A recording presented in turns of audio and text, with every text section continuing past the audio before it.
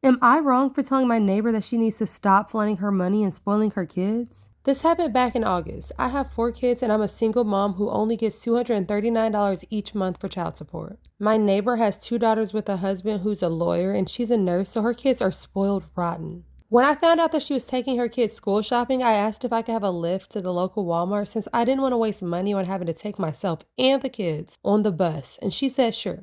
When we got to Walmart, I told my kids that they could pick out one special school item. So both of my daughters got sparkly mechanical pencils, and my sons got a dinosaur notebook and colorful gel pens. There was also frozen pizza on sale, and since we can't afford to order pizza, I said why not and bought one for dinner. Then I went ahead and got some new school clothes. When my neighbor got back to pick us up a few hours later, her back seat and trunk were filled with garbage from Justice, Abercrombie, Staples, plus they had to-go boxes. Our kids were talking about what they got, and her kids had all gotten high-priced crap from these stores.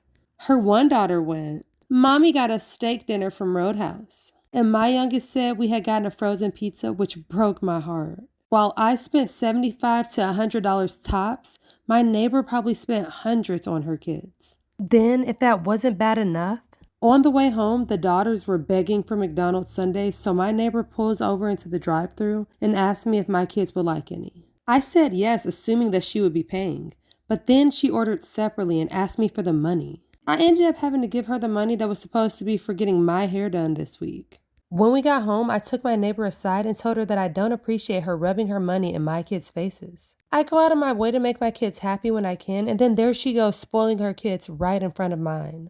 She says she's allowed to spend her money however she sees fit, but I told her that her kids are just spoiled. She hasn't spoken to me since, and now I can't get the rides that I used to rely on her for.